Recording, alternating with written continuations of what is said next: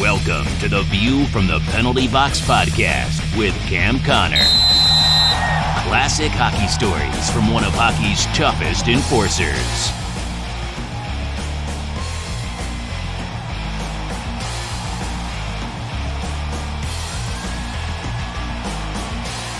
Hello everyone, this is episode 50, if you could believe it. I'm Cam Connor along with my son Chris.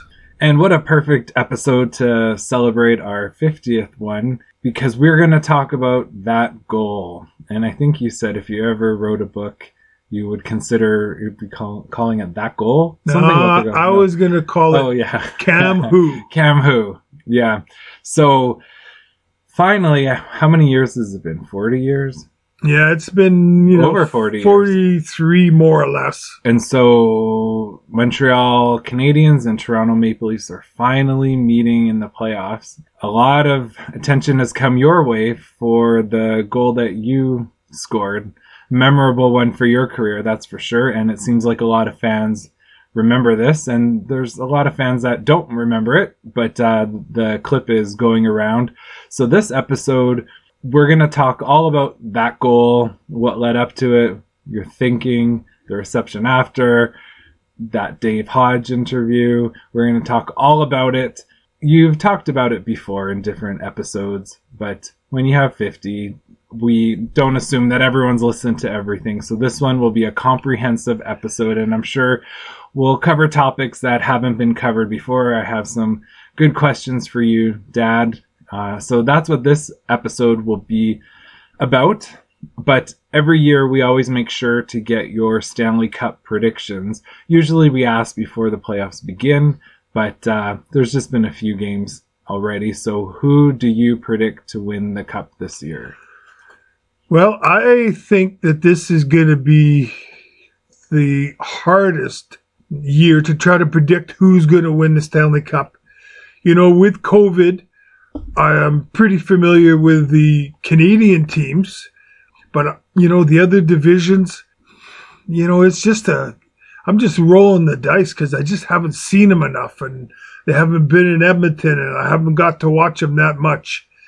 And so, I always like Tampa Bay, and they're doing well against Florida.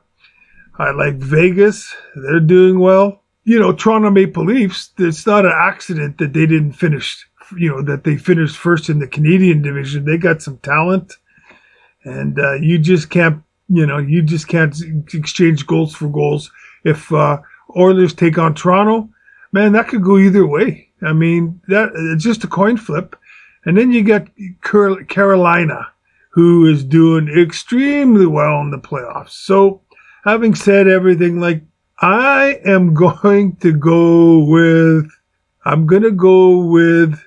and I love the Oilers, but I'm going to say, Toronto, to me, the goalie isn't quite like a Fleury for Vegas, but those guys can stop puck. They got good D, so I'm going to, see, you can tell I just don't know who to go, because there's 2 or 3 teams in my mind that could win it, as I've already said. And you have a pretty good record. Yeah. So far, that's the pressure's on. Okay, so I'm gonna go for Carolina. That's who I'm gonna say. I know. I was leaning towards Toronto, but the question mark is the goalie, and he's, the goalies have stopped the puck this year, but there's just something that's pulling me to Carolina. And I have to ask, just because you have ties to both cities, who are you predicting for Winnipeg, where you grew up, against Edmonton, where you played and now you live? On paper, the Oilers should beat them. I think I heard last night they beat them 7 out of 9 games. The Oilers beat the Winnipeg Jets 7 out of 9. So when you dominate like that, that's where, if Winnipeg wins, it's going to be upset in capital letters. It's just nobody's calling for that. So, they played last night, Winnipeg in Edmonton. Winnipeg won 4-1 with 2 empty net goals. Smith didn't play bad. So in my mind, I think that Oilers will for sure beat the Jets. But, if you're from Winnipeg, You might doubt that. Maybe you agree with me, but I'm going to have to say the Oilers, and then I think the Oilers will take on the winner of Toronto and Montreal series. And that was going to be my next question. What's your prediction for that? Well, Toronto, it's not an accident they finished first. They've got some firepower that can score goals. If Montreal plays the same way that they did all season, they're going to have to adjust. When you take on a skating team like Toronto, you can't play Toronto's game. You have to be bumping and grinding, and that's what the Winnipeg Jets did last night. They got in the Oilers' way. They crowded them. They took away their skating room, and it kind of changed things up, and it wasn't necessarily a really exciting game, but the Jets accomplished what they wanted. They won that first game. And so that's what Montreal will have to do to Toronto to win. They're going to have to get in their way. They're going to have to bump them, grind them, lean on them. And having said that, if you get, I believe the goalie's name is Allen and the other is Price. Price is back and he plays the way he did a number of years ago. It's the equivalent of putting a piece of plywood in net when Price is on his game. You're not beating that guy. And so if he rises, if Allen's in net, and he's played pretty good this year, if he's stopping that puck, and Montreal Canadiens are doing everything they're supposed to do and not play Toronto's game, then they've got a chance. But if, in fact, it's so easy to play a hockey game, because when I played, it was rough frickin' hockey, I'm telling you. And especially playoffs, it was really a grinding, bumping, hitting.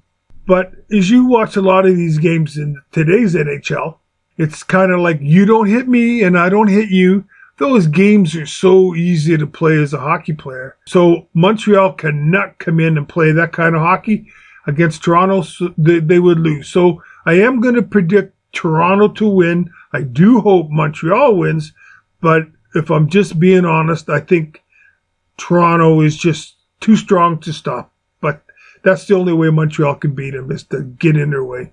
Because of COVID, none of the Canadian teams will have any fans in the stands, except they've announced that Montreal, starting Game 6, will have, I think, 2,500 fans. So that would be nice to see. Well, it will be. And they're also talking, some of the other teams like the Oilers are talking about getting people in the stands. I mean, I'm not a health official and I don't know what the doctors know, but in my mind, you get a seat arena, say like Edmonton, that holds 18,000 plus. I mean, you look at the Bell Center, that's 20 or 22,000. If you put in, a quarter of the people that instead of a full house, put in a quarter of the amount and spread them out. Will that allow safety and following COVID protocols, and if they all wear their mask? I mean, there's going to have to be some talks with the doctors. This is the time of year where the fans love their hockey, especially in person. The players love the energy the fans bring. I think you got to do whatever's safest. And if the medical minds think that, it's still too early, well, then that's the right answer. So before we get into talking about your big goal, we just want to remind everyone that you're on Twitter at CamConnorNHL. You're on Facebook and Instagram. You're also on Cameo if anyone wants a shout out. And we'd love to hear feedback or questions or podcast ideas at viewfromthepenaltybox@gmail.com. Okay, Dad. So this goal that you scored, why don't we talk about, I guess, so people know or probably know that you got drafted in the first round. You were number 5, and you chose to go to the WHA for a couple of reasons, but I think the number one reason was money. They offered you a bit more money. Yeah, like a lot more money. Back when I played, there was a lot, and I'm using the word a lot. That's accurate. Crooked agents that stole from the players' bank accounts.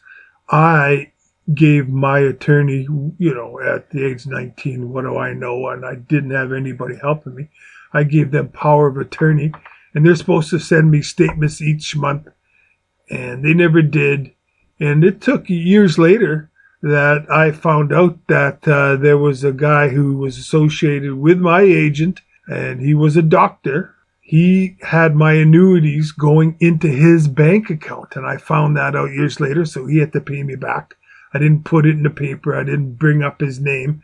And I kind of regret it. When you're dishonest and you get caught, I think you should pay a price. But at the time, I just let it go, and I feel bad. So yep, that's what it was. It was money. But I also was lied to by my agent. You know, today I'm a lot wiser than I was at 19. And I remember saying to my agent, you know, this World Hockey is kind of questionable, and they've offered me all this money. It was a 5-year contract back then, and I was told that it was the largest contract ever paid to a junior hockey player coming out of Canada at that time. But I don't know if that's accurate or not, because nobody back in those days, we did not know what anybody's salary was. It wasn't in the paper, but that's what I was told. And I know they gave me $200,000 to sign my contract. Montreal offered me $150,000 to sign it, and a 3-year contract. Phoenix Roadrunners, they offered me a 5-year contract. It worked out to about $850,000 over 5 years. Plus, they paid my lawyer fees for 5 years. And I remember asking my agent, I said, well, you know, they could offer me $5 million, but if they fold, it doesn't matter how much they were going to pay me. And he said, oh, no. Your contract's guaranteed. I said, well, if it's guaranteed, I'd be a fool not to take it. So I took it. And, you know, as I find out later that my contract wasn't guaranteed, the only thing guaranteed was that their 5 years of lawyer fees were guaranteed. So, you know, I was lied to. Today, I would say, oh, that's perfect. Show me in the contract where it says that. You know, you learn lessons in life, and I've learned many, but it's unfortunate that it seems these lessons always cost you money to learn. And as I always say, I've learned so many hard lessons that my next life, I'm going to be so smart. So I know some people have wondered, you say that going to the WHA is one of your biggest regrets, but how did you know that you would even make the team in Montreal? And maybe it actually was a good decision because you would just be playing for the farm team. Well, you know, it really, that didn't enter my thoughts because, again, I was on what is called a one-way contract. And there's two-way contracts and three-way contracts. And what a one-way contract is that if I got sent to their farm team, that I still got paid the same money as I would have got playing in Montreal. So it wouldn't affected me dollars and cents wise. You know, I was told that if I signed with the Canadiens by Scotty Bowman, he told me, you're going to be on the Fleurs line. Now, I was 19 and naive, and even I knew that once you sign a contract, they do whatever they want to do with you. So that didn't fool me. Yeah, so the farm team, I kind of expected to have to go there for a short period of time. But if I went there and they kept me down there for 2 to 3 years, then I would have said, what a big mistake coming here. And for the people that are, you know, not my age, the WHA that Chris and I talk about was called the World Hockey Association. And it had teams in Canada and United States. And it was the equivalent of the National Hockey League. They lasted, I'm going to say, 7 years. And they paid the same amount of money, if not a little bit more, to the hockey players to get them to come out of wherever they were playing to get them into the World Hockey. And I think the World Hockey's ultimate goal was to be a strong franchises and eventually, you know, to join the National Hockey League, kind of like the American Football League and the National Football League, you know, to merge. I think that was their goal. And so it was a very viable league. If I got sent to the farm team, I probably didn't want to go down there. But, you know, knowing what I know now, because Montreal had 5 first-round draft choices that year, and there was only 18 teams. And the other 4 guys that got drafted in the first round by Montreal Canadiens, they all got sent to the farm team, which was Mario Tremblay and Doug Riseborough and Rick Chartres. And I forget who was number 18, the draft choice. So, you know, I would have been in good company. And from what I was told, this hockey team in the American League, that was the Canadiens farm team. I think it was St. John's. No, Is it that wasn't something St. John's. right? It just skipped my mind. No. I would know, just not skip my mind. But they were strong enough that they could have beat some of the NHL teams. It was said. So I would have been, with good hockey players down there, and we would. I think they won the championship at the American Hockey League level for at least a couple of years in a row. So that didn't enter, Chris. I would be sent to the farm team.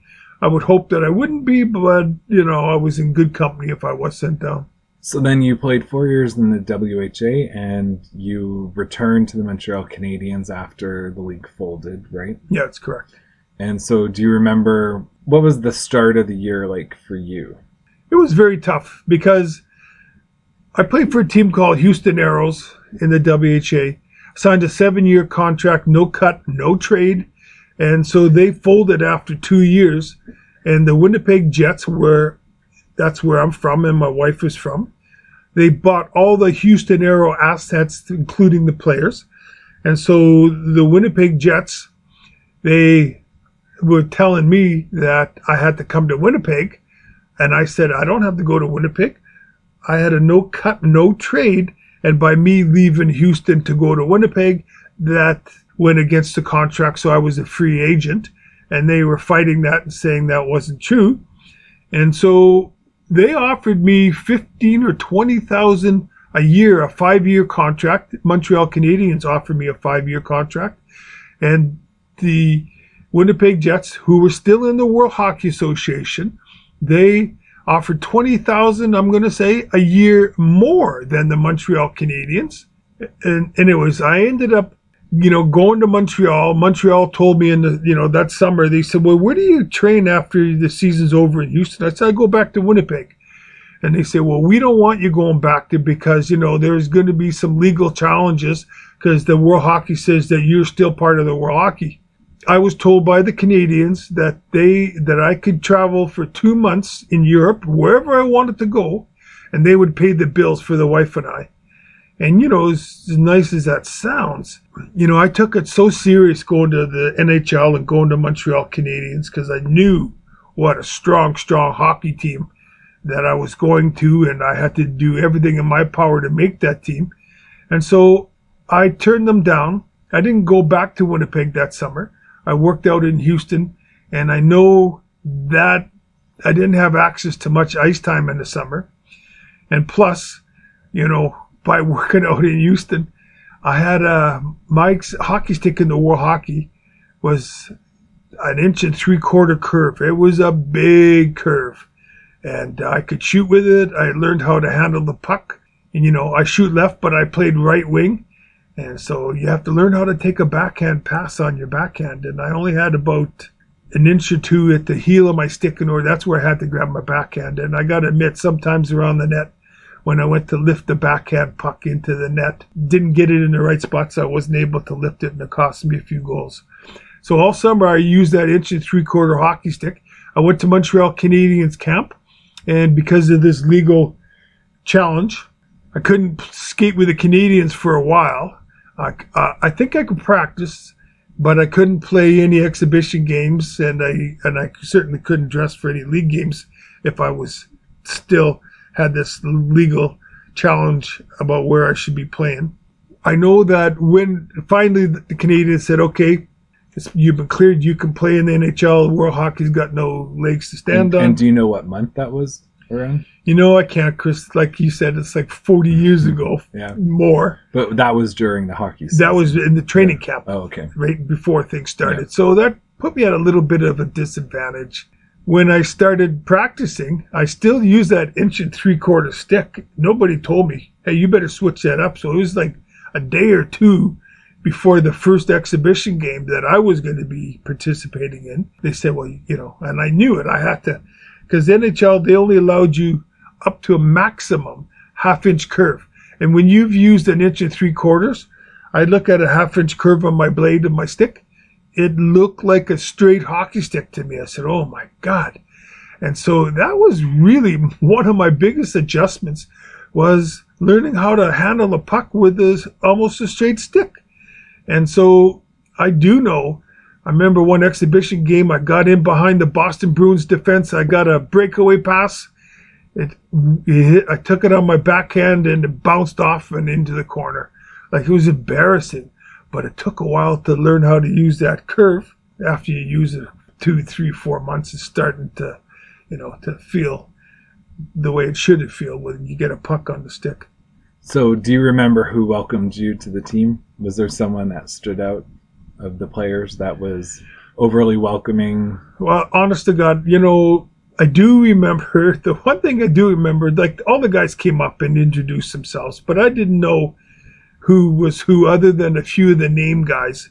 But the other guys, they all came up and introduced themselves. And I remember I've always had high blood pressure, but it wasn't really brought to the forefront until I went to Montreal training camp, and they give you a bunch of tests, and one of them was, the doctor measures like your blood pressure. And so the doctor took my blood pressure and he said, wow, this is really high. He said, come back in half hour.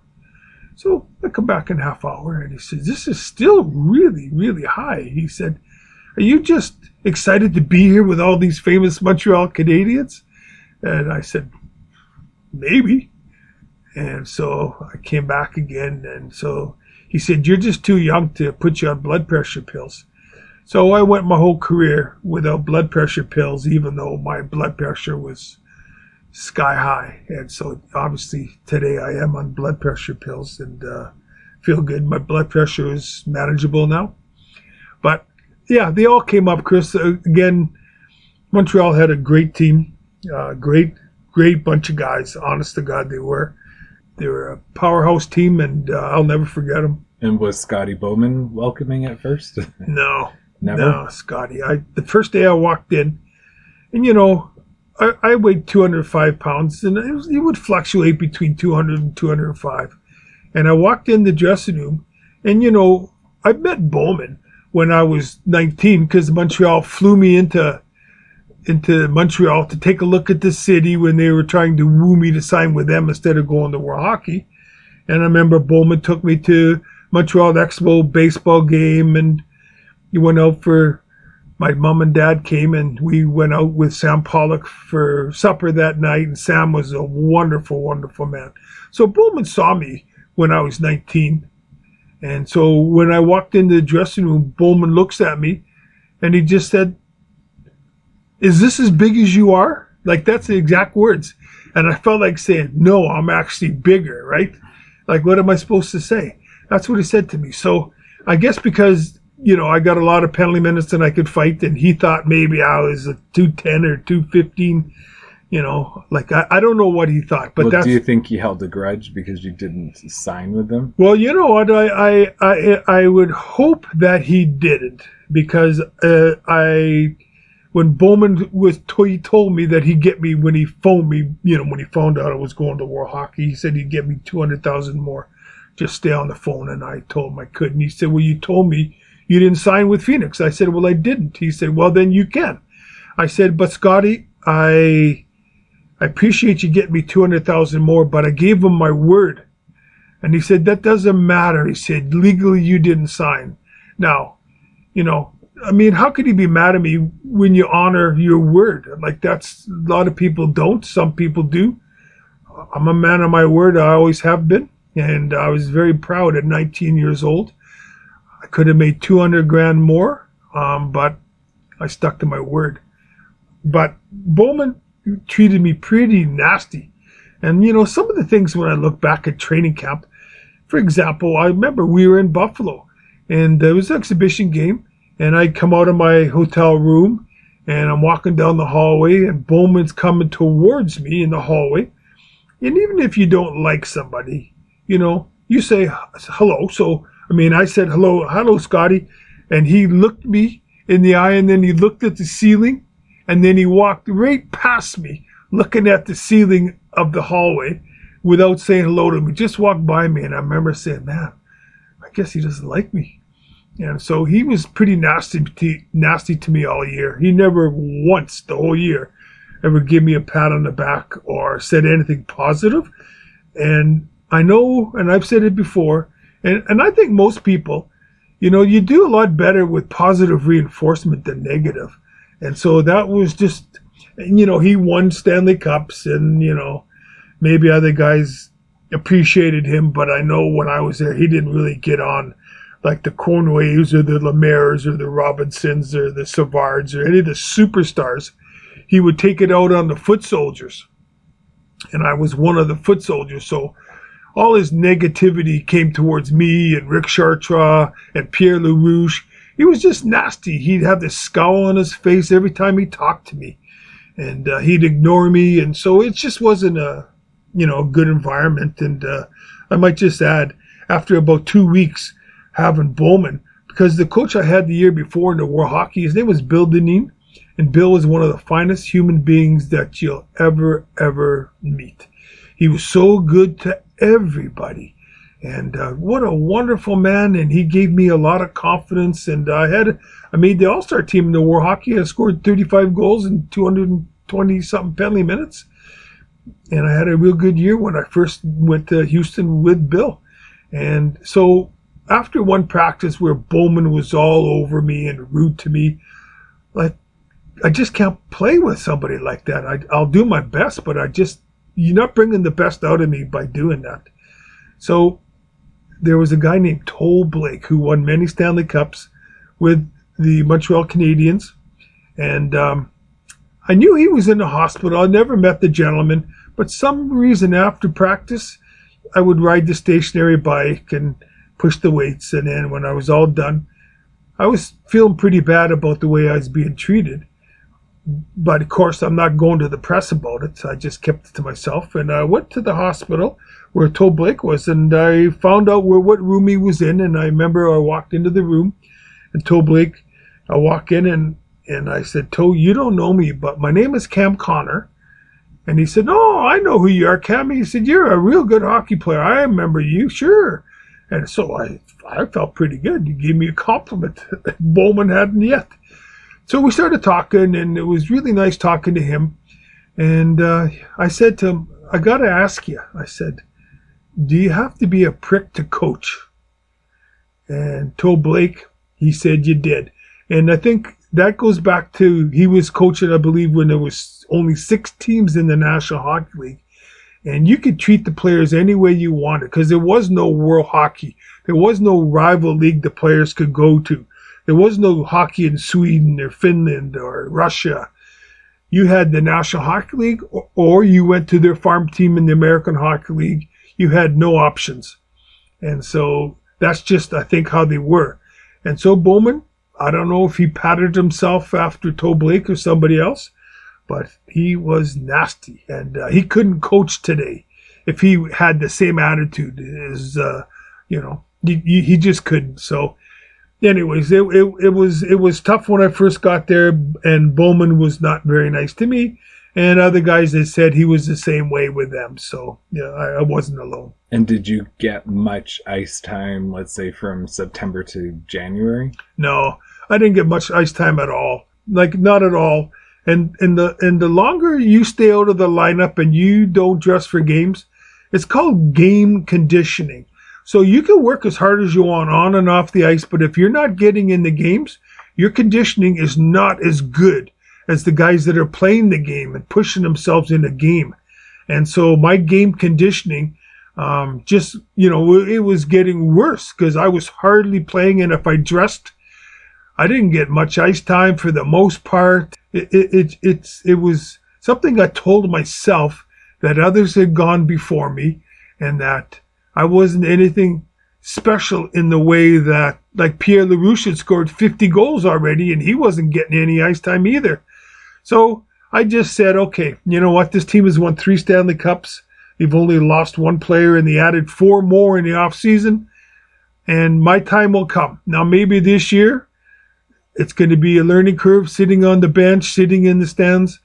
But I was mentally prepared to do better the next year and the year after and just grow with this team. But it wasn't to be.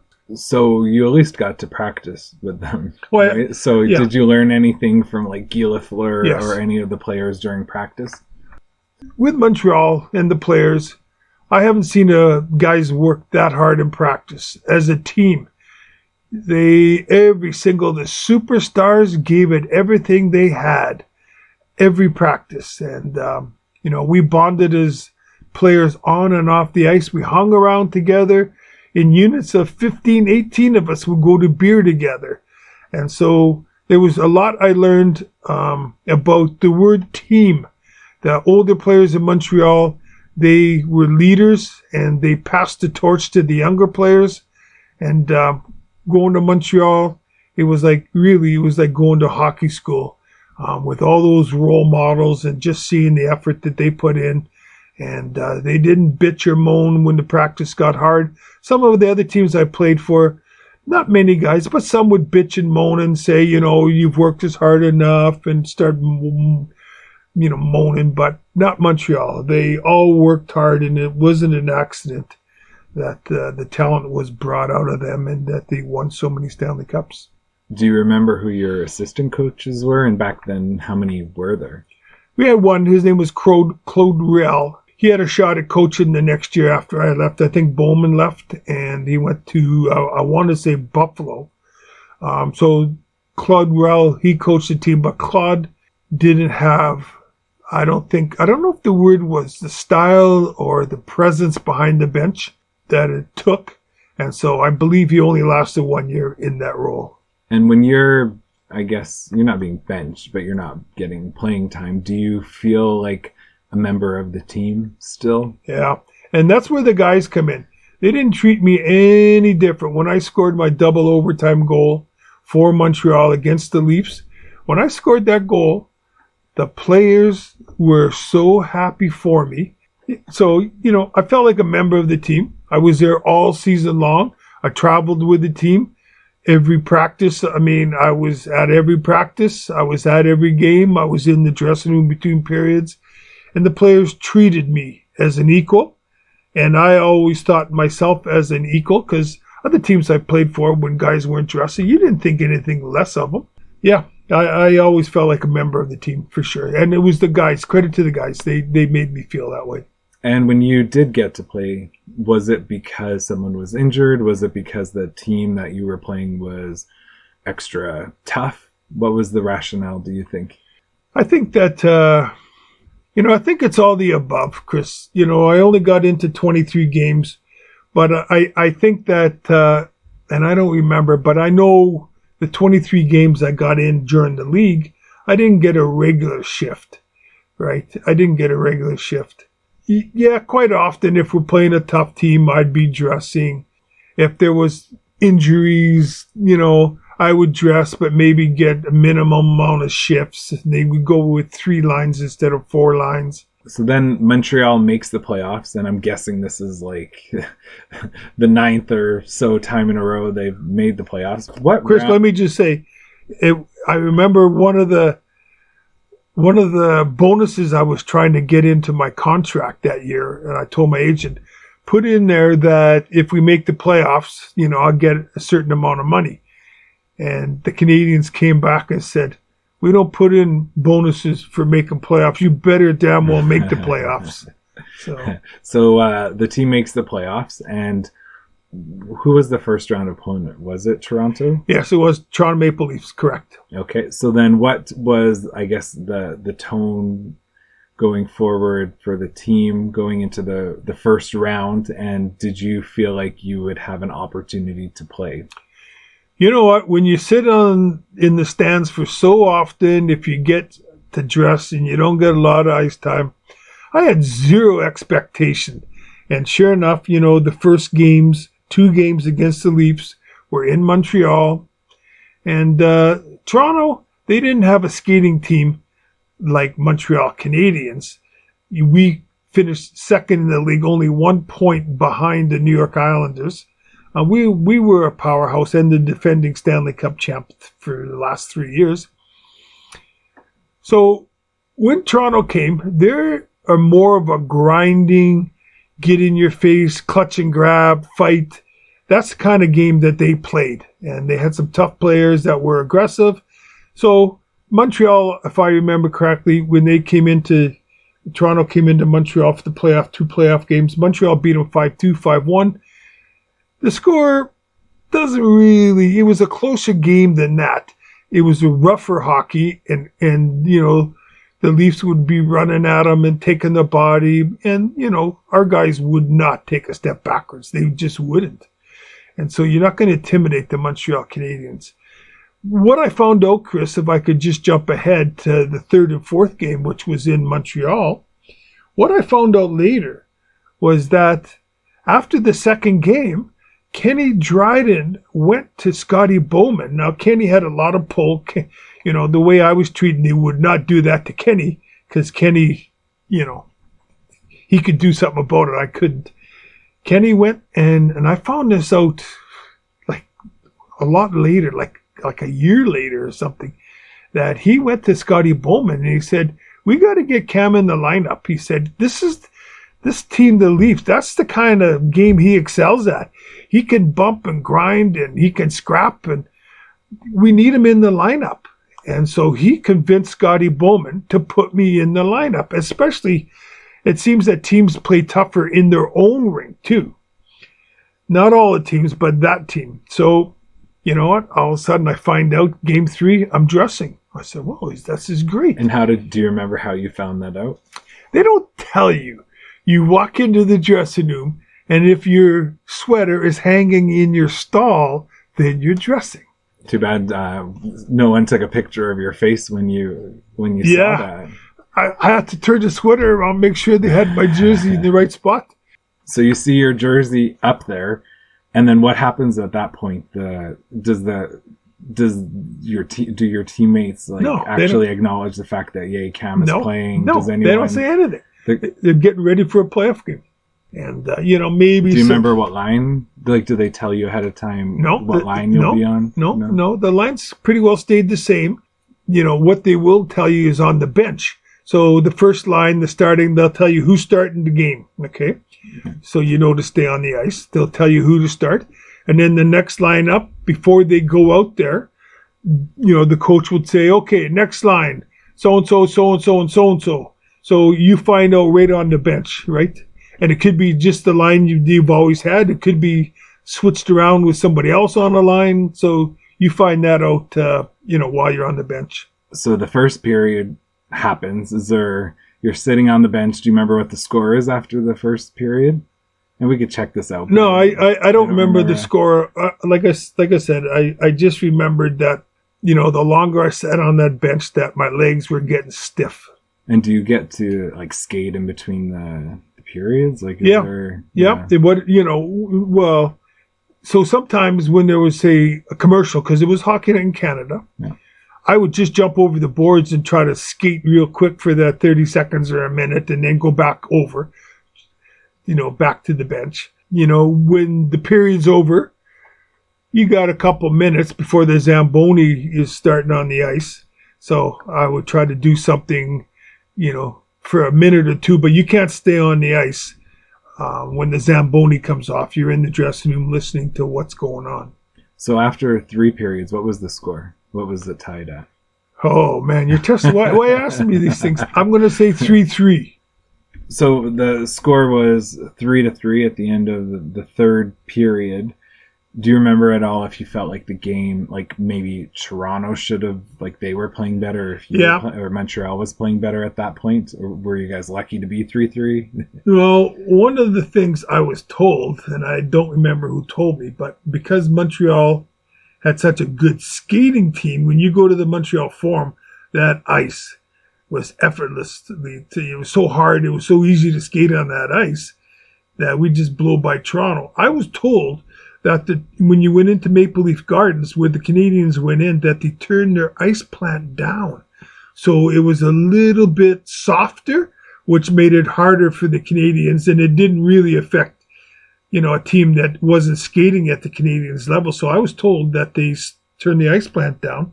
And so after 3 periods, when you use 4 lines versus 3 lines, the team with 4 lines is going to be fresher going into the overtime. So I thought I could see, a lot of the pucks coming more towards the Montreal Canadiens end, because they were just a little bit fresher because of the strategy their coach had versus the three lines that we went with. And the three lines is great because we had powerhouse three lines, if you win within the three periods. But the longer it goes, that works against you now. And I'm just reading here that it said in the first period, the Leafs had the best scoring chances, including 4 in-close tries by Paul Gardner twice, Dave Hutchinson, and Rocky Saganayak. Yeah, that's right. And it says, plus a shot by Ian Turnbull that beat Canadian goalie Ken Dryden but bounced off the post. So were you playing in the first overtime, or did you go into the second? No. I was a cheerleader the first overtime. So then second overtime comes, and then how did you know you were, like, what did Scotty Bowman or what happened? Well, I just, you're sitting on the bench. Now, this is going into period 5, and I've done everything that I possibly can to try to keep my legs, as loose as possible. But I'm not expecting to play. I mean, I haven't played so far, which I was disappointed. And Bowman, I just looked down the bench. He's standing behind the bench, and he could tell that our players were tired. They were really tired, right? Yeah. So I seen him looking back and forth, and I had this feeling, I didn't know what was going through that head of his. And then he said, Cam, get on the ice. He said, don't overdo it. And I'm just laughing to myself, So I'm thinking he doesn't have too much confidence in me. So that was my only shift. And it came, I think, I'll say halfway through the... Well, I think it said 5 minutes into the second overtime. Okay. So do you remember who was on the ice with you, even a couple players? Yeah, I do. The only reason I remember, Doug Riseborough passed me the puck, and I think it was Serge Savard who intercepted it or took it away from somebody in the center ice zone, and he gave it to Riseborough. But, I had never seen that overtime goal probably up until a year or two ago. I'd never saw it. And so when I did see it, I noticed Rick Chartraw was on the line with us. It was Rick Chartraw. And Rick hadn't been getting a lot of ice time either. And Doug Riseborough, who played regular, he was the centerman, and I was playing right wing. And that was the most comfortable I was playing right wing. But when I got to Montreal, I said, I could play left or right. And I got a lot of, when I did get the scrimmage and play, I was on the left side, and I know I'm much better on the right side. So anyways, I got to play right wing in the overtime period. How were your legs when you got on the ice? I can honestly say, looking back, that they would have been a little bit tight. But I also know when your adrenaline's running, if I had to go up and down the ice, on one shift, the legs would have got tired real quick. It takes a while to get the legs working properly. But I wasn't out there all that long. There was a face-off in the Leafs end, and I ended up coming out to the center ice area. And then in Montreal, that's one thing they teach you, is when there's a turnover. So when the other team has the puck, you're playing that way, that the other team's got it. So you pick up your man, you start coming back to your own end. But the second we get the puck, you turn on a dime and start taking off in the other direction, like immediately. Well, that practice just kicked in. When there was a turnover, as soon as I saw that, man, I started going the other way, and the puck could go a lot faster than anybody can skate. Serge Savard headed up to Doug Riseborough. There was Dave Hutchison, who was a big, tough defenseman. He was a little more towards Doug Riseborough's side. Doug Riseborough, he headmans it to me, and I'm coming in on the goalie, with Hutchison coming in from the other side. So I really did feel that with me trying to get towards the middle of the net, that he was going to take my head off. But as it worked out, he didn't. So I came in on my backhand, and because I had sat on that bench for so long and watched Palmateer, he was a goalie that wasn't very big. So he just didn't stand there and use his angles. He would charge out of the net. He'd skate out of the net. When you went to shoot the puck, you put your head down to watch the puck as you shoot it. And he would charge out of the net when you put your head down. So I saw that time and time. He's pretty consistent doing that. And so I just told myself, if I get my chance, I'm going to come in, put my head down, fake my shot. I know he's coming out of the net, and then I will just curl around, and I should have an empty net by theory, right? Well, it played just like I saw in my mind. I came down, I had it on my backhand. I come in, and I was trying to fake my backhand. So I put it on my backhand, and knowing the Palmateer was coming out, and then I went to take it from my backhand to my forehand, but the momentum of the backhand to the forehand pushed the puck forward, I guess, and I lost it. And it didn't end up on my forehand, but it went between Palmateer's legs. And, he didn't have a stick on the ice. If he had a stick on the ice, then, the puck wouldn't have gone in. But he was trying to move because I was moving away from him with the puck. So he opened his legs up, he took his stick off the ice, and the puck went right through his legs. So I was very grateful that I scored. And it wasn't the prettiest goal. And I've got abused, and you're going to talk about Dave Hodge a little bit later. Yep. And so I got abused for that goal bad. Do you think that you understood how Palmateer played because you got to watch him from the bench and from the press box or the stands? No, it was like, when they played 2 games in Montreal. I can't say that I really took that in. I just don't recall, though. But I do know, sitting on that bench at ice level, I had a front row seat, and that's something that I picked up on. He did that every single time. And so I knew he's coming out of the net, and if I played my cards right, I should be able to give myself a pretty good scoring chance. Palmateer said a few things, but one of the things he said was, if that guy had shot the puck, there was no goal, but he lost it and it beat me. Do you think that's true? If you shot the puck, it wouldn't have gone in? Well, I knew he was coming out, so I never had any intention on shooting the puck. Maybe he would like me to do because he's taking the angle away. But I knew he's taking the angle away, so I would say, why would I want to shoot the puck? I never had any intentions of shooting it. And if I didn't lose the puck, I still would have scored. I really believe that because I would have had it from my back into my forehand, and he's laying on his back now. I would have had an empty net. I really believe that. Okay, I lost it. Yep. Went through his legs. Yep. He couldn't get it. Scored. Okay. But I had no intentions in shooting it. And if I didn't lose it, he wasn't quick enough to stay with me. I would have had an empty net. Guaranteed it. And I wonder if it was just like a slap shot that you scored, if it would be such a memorable goal. Oh, right. Well, that's There's true. There's a story behind it now. No, you're right. Yeah, I've seen a few, but a lot of people are either discovering your goal or definitely have an opinion. And it's funny, the Toronto fans seem to have one side of it, and the Montreal fans have another side. So you score, and do you remember your teammates must have been really excited for you? Yeah, I knew it. And then, when I got to see the replay, all the guys, you look at them, I think they were happy because we won the game. That's enough to put a smile on your face. But I do know that when I scored the goal, and I've said it before, I was really happy. I mean, I was. I know that they were happier for me because of what I went through all year long, and I didn't do any bitching and moaning, and I had my opportunities when the press asked me, why aren't I playing? You should be in the lineup. I could have said something and put some pressure to try to get into the lineup, but I kept my mouth shut. I never knocked anybody, including the coach. I kept everything that I'm saying today to myself, and I think the players appreciated that. And I was happy when anybody on our team scored and did well. There was no jealousy on my part. I can honestly say that. I was extremely happy for every one of my teammates, even if it came at my expense.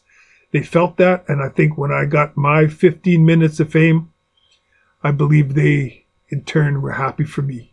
And did lots of people come from the woodwork, to congratulate you, like people from high school and I'm sure family members? Well, the people that had my phone number in Montreal, they certainly reached out to me.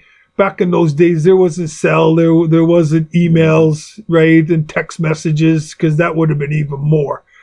But, it made me feel good that I was able to contribute towards the step of winning the Stanley Cup again.